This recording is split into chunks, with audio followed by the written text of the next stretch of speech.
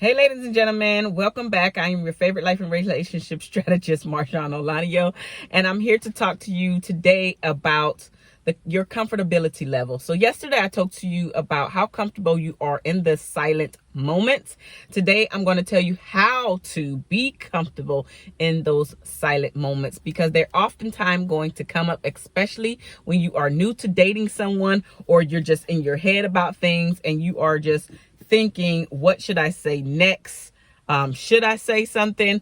Why are we being so quiet? Does this mean that the connection or the chemistry is not there? So there are a lot of things that I talked about yesterday that are probably plaguing your mind, where you feel like you have to speak when the silent moments come. I also mentioned that a lot of times this happens is because we are never silent. We are never in silent moments for long periods of time. I even talked about how when you call like the doctor's office or something, you're put on hold and you have music, or when you what's another thing called, like the DMV, call someplace and you're listening to some type of music, or when you get into the elevator, there's some type of music, and we have a hard time dealing with the silence, which is why we often think, like, what is actually happening during this time? Should I be speaking? Like, all of this stuff is going on in your head. And so again, I want to talk to you today, and I want to give you 5 tips on how to be comfortable in that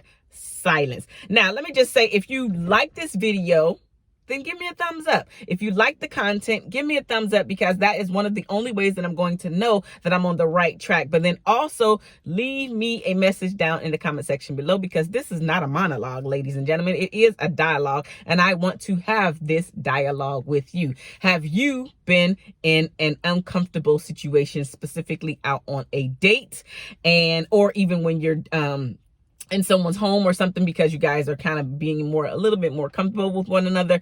When you're with this person and you have that moment of silence, how do you feel? So that is the question of the day. When you have this moment of silence, how do you actually feel? What's actually going through your head?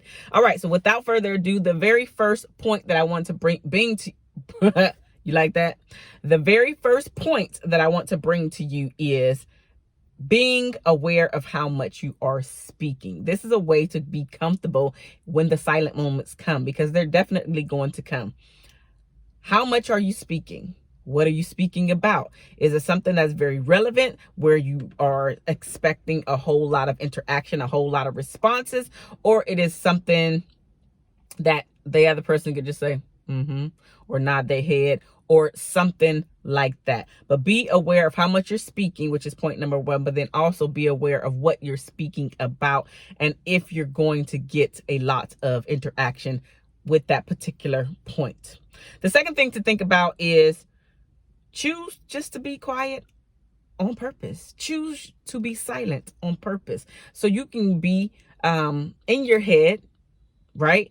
You can also think about what you just said. You can think about how you can clarify things, or you can think about nothing at all. Just learn to be silent. Learn to love the silence. It's okay. You do not have to feel every single point of empty space. Actually, one of my brothers told me that he decided to stop talking to this one lady because she decided that she felt, I'm sure that it was a feeling for her, that she needed to feel every inch of silent space. And that is just not the case. It's not. You do not have to speak all the time. Another bonus point is you don't want to always be speaking about yourself either, all the time. It's great to give yourself praises and accolades and, hey, this is what I did. But if you're constantly doing that, you're coming off as a person that is bragging about everything. Again, that was a bonus, has nothing to do with the silent moments, okay? But if you are a talker, pay attention to what you're speaking about. Pay attention to how much you're talking. And then, is it even relevant, where you're going to get a lot of engagement? The second thing is choose to be quiet. Choose to be silent on purpose, which brings us to point number 3. If you're already choosing to be silent on purpose, and you're watching what you're speaking about and how much you're speaking, Don't feel that you always have to respond to every statement or question right away. And specifically, that one is for the question, because if somebody asks you a question, then you don't want to be rude. You want to respond to it. But usually in these instances where the silent moments happen is when somebody is just talking or they make a statement. In this case, you're the person who's making the statement. Don't think that every time you make a statement, somebody has to respond. And you do the exact same thing. You do not have to respond to every statement that somebody is making.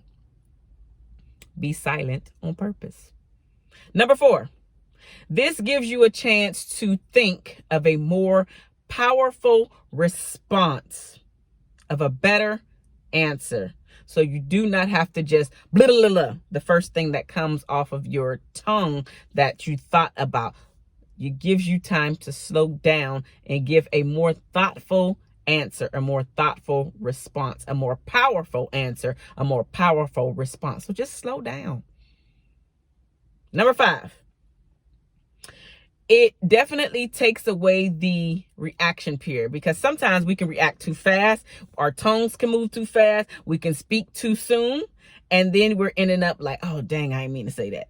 Oh my God, I'm sorry. And then you have to apologize and go down that road or whatever. That's fine, right?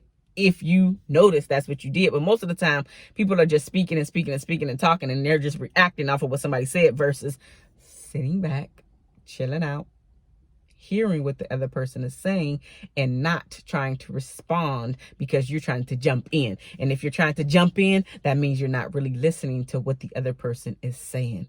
It gives you time to slow down your reaction period.